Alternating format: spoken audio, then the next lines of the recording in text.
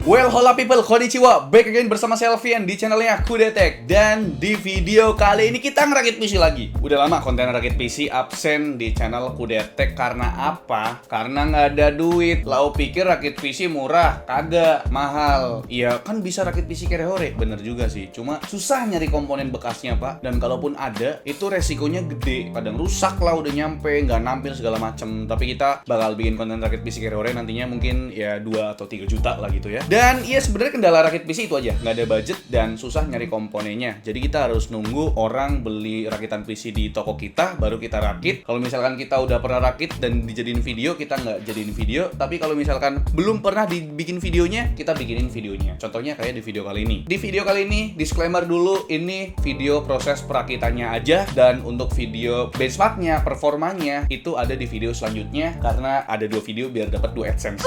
Ya kira-kira gitu lah ya pak. Dan di video kali ini mungkin kalian udah tahu ya komponen-komponen yang kita pakai ya, dari mulai VGA nih, dari Intel ya kan, kita rakit PC pakai VGA Intel coy, terus ada motherboard, power supply dan lain sebagainya. Tapi sebagai pelengkap kita kasih tahu untuk komponen yang kita gunakan secara lebih detail. Ini dia komponen yang kita gunakan. Dimulai dari motherboardnya dulu. Motherboard kita pakai dari brand ASRock, bukan chipset low end. Ini pakai chipset mid endnya yaitu ASRock B560 Steel Legend yang versi ATX. Ya walaupun cuma pakai prosesor Intel Core i3 10100F yang punya 4 core 8 thread, tapi nggak ada yang mubazir kok. Kira-kira sampai kapan ya prosesor ini menemani kita kaum kerehore? Mungkin kalau i3 13100F udah rilis, produksi i3 Gen 10 ini bakal stop kali ya. Coba dah tulis di kolom komentar menurut kalian. Buat RAM atau memorinya, kita pakai 16GB dual channel dari Adata XPG Spectrix D50. Ini salah satu RAM DDR4 favoritku karena emang buat desain heatsinknya tuh cakep bre, minimalis, elegan, dan warna RGB-nya tuh smooth. Soal harga masih masuk kantong lah. Lanjut ke cooling, walau cuma pakai Core i3, kita kasih air cooler dong, biar makin ganteng dan makin gaming karena fan coolernya udah RGB. Ini adalah PC cooler Paladin EX400S, sebuah cooler budget dengan 4 buah heat pipe. Tapi soal kapabilitas, ini udah support platform terbaru loh, baik itu LGA 1700 punyanya Intel ataupun AM5 punyanya AMD. Buat storage biar makin kenceng dan tanpa kabel, saya pakein NVMe SSD dari Team Group MP33, ambil yang kapasitasnya gede sekalian, yaitu 512GB biar makin kenceng dan ngegamenya makin lancar gitu. Next, buat power supply, kita pakai PSO sejuta umat lagi nih. Ini adalah Deepcool PF500. Walau harganya ramah kantong, kita udah dikasih PSO bersertifikasi 80+ yang efisiensi dayanya up to 85%. Terus kabelnya udah flat black cable. Nggak zaman lagi tuh PSO pakai kabel yang warna-warni bre. Dan sampailah kita ke bagian yang paling menarik, apalagi kalau bukan VGA card. Di sini kita pakai VGA barunya Intel, yaitu Intel Arc A380. Kita pakai dari pabrikan ASRock dengan tipe Challenger ITX yang spek single fan. Sebenarnya video review lengkap PC ini sama performanya bakal tayang terpisah bre. Jadi di video rakit PC kali ini cuma sebagai pelengkap aja. Tunggu ya videonya, jangan lupa di subscribe gitu. Di rakitan PC yang kali ini kita pakai casing yang agak unik dari brand Eniakan Nemesis. Yap, kalian nggak salah denger. Mereka nggak cuma bikin keyboard, mouse ataupun headset budget, tapi mereka juga bikin casing gaming. Dan ini adalah Eniakan Nemesis Rubik T80. Yap, seperti namanya yaitu Rubik. Bentuk casing ini emang menyerupai Rubik yang berbentuk kubus gitu. Lengkapnya punya panjang 42 cm kali lebar 30 cm dengan ketinggian 36 cm.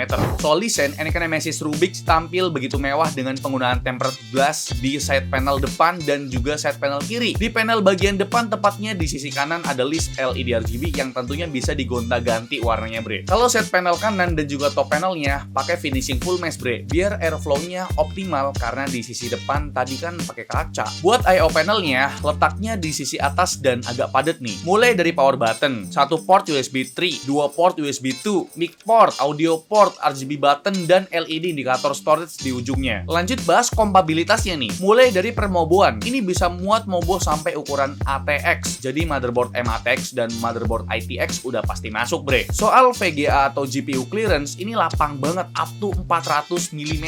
RTX 4090 juga pasti bakal masuk kok di casing ini. Terus di Eniakan Nemesis Rubik ini ada slot buat pemasangan GPU vertikalnya loh. Tinggal beli PCI eraser biar jeroan PC tampil lebih ganteng. Soal airflow, CPU clearance, casing ini cukup tinggi bre, di angka 185 mm. Oh ya, di setiap paket pembeliannya kita udah dapet 3 kipas RGB. Dan kalau masih kurang juga, kalian bisa tambahin di atas 3 kipas dan di bawah 3 kipas lagi yang ukurannya 12 cm ya. Dan buat pemasangan radiator bisa di sisi depan maksimal 240 mm dan di sisi bawah maksimal 360 mm.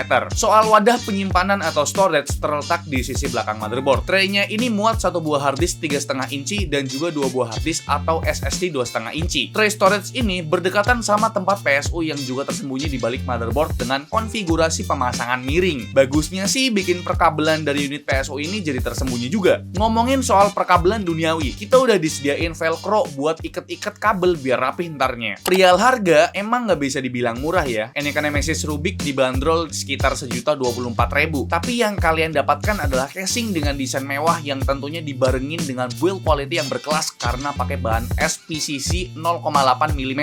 Detail kecil lain yang menurut saya bagus ada di baut yang dipakai di side panelnya. Ini tuh pakai baut tempel bre, jadi nggak terlalu khawatir bakal hilang ntar pas ngerakit. Oke bre, itu dia komponen yang kita pakai di rakitan PC kali ini ya. Untuk budgetnya sendiri mungkin belum bisa kita kasih tahu karena belum kuhitung mbak ternyata. Dan yep, sekarang kita langsung aja masuk ke proses perakitannya. Tapi sebelum itu mungkin kalian bertanya-tanya gitu. Kamu bertanya-tanya. Ya, mungkin kalian tanya kenapa mobonya pakai chipset mid-end tapi prosesornya cuma pakai Core i3, ya lebih baik seperti itu. Maksudnya mungkin kalian mikir ya mobo elite prosesor sulit gitu kan, lebih baik seperti ini daripada kalian pakai mobo sulit prosesor elite, mobonya pakai H41M tapi prosesornya pakai Intel Core i7, ya kasihan dong mobonya. Lebih baik ini kan, kalian bisa upgrade nanti ke depannya, bisa pakai Gen 10, bisa pakai Gen 11 juga karena ini chipset B560. Oke, nggak usah lama-lama, langsung aja kita proses perakitannya. Let's go. Kita ke proses perakitan. Pertama, mulai dengan pemasangan unit prosesornya ini. Yap, ini masih pakai soket LGA 1200 bre, makanya ngotak gitu bentuknya. Langkah kedua, pemasangan NVMe SSD. Pertama, kita lepas dulu nih heatsink NVMe-nya. Kalau udah, tinggal pasang di unit NVMe-nya. Terus ditimpa pakai heatsinknya biar adem. Langkah ketiga, kita rakit dulu CPU coolernya. Kita nggak pakai stock cooling ya. Paham tuh stock cooling. Pertama, pasang dulu back panel di belakang motherboard. Terus pasang penghubung antar back panel sama bracketnya. Terus dibaut dah bracketnya tadi. Kalau udah, tinggal oles pasta ke die prosesornya. Seperti biasa, model X. Ini bukan Tesla ya.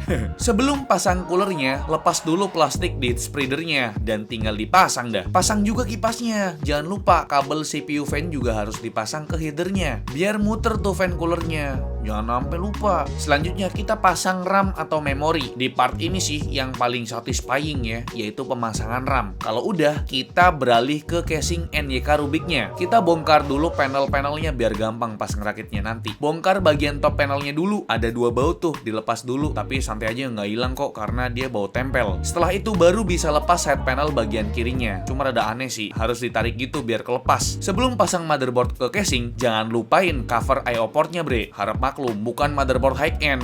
Terus tinggal dibaut dah tuh tiap sudut di motherboardnya. Selanjutnya, kita cicil dulu perkabelan yang ada di casing sebelum pasang power supply. Mulai dari kabel audio, kabel USB, dan kabel front panel. Sekarang lanjut ke pemasangan power supply. Ingat bre, arahin kipas CPU ke arah luar, biar dapat airflow dari side panel casing. Lanjut pemasangan kabel dari power supply ke komponen-komponennya. Mulai dari kabel CPU power 8 pin. Lanjut kabel USB 3 bareng kabel 24 pin buat motherboard. Sesekali sambil rapin kabel manajemennya ya bre, biar nggak semrawut kayak hidup kalian.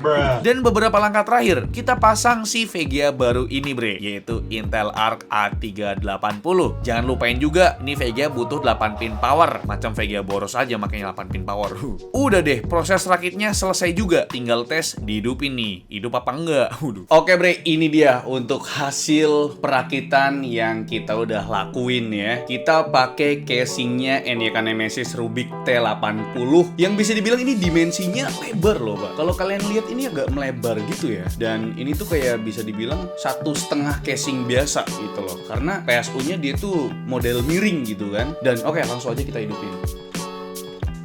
Nah, ini dia untuk tampilannya. Ya, memang NYK Nemesis ngasih 4 kipas ya, dan saya nggak tahu ya 4 kipas ini konfigurasinya gimana. Apakah 1 buat outtake dan 3 di atas buat intake gitu kan? Kita nggak tahu. Tapi ya mau nggak mau kita harus nambahin 2 kipas lagi. Kita beli secara terpisah ya, 2 kipas lagi. Dan akhirnya untuk konfigurasi kipasnya di sini tuh ada 6 ya. 2 outtake atau 2 exhaust di belakang 1, di sampingnya 2, sama intake-nya itu 3 di bagian atas. Jadi kita kasih 2 kipas tambahan lagi gitu loh.